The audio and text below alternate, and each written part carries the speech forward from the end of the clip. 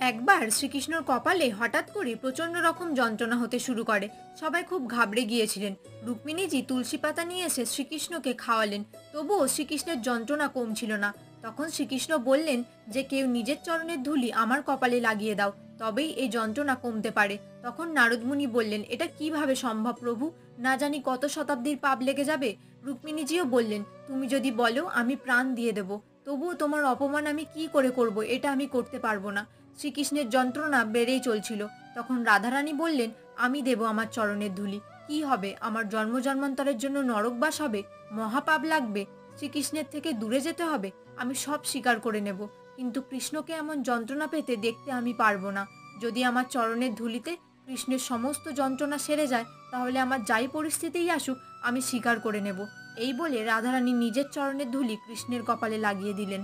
কমেন্টে অবশ্যই রাধে রাধে লিখে যাবেন।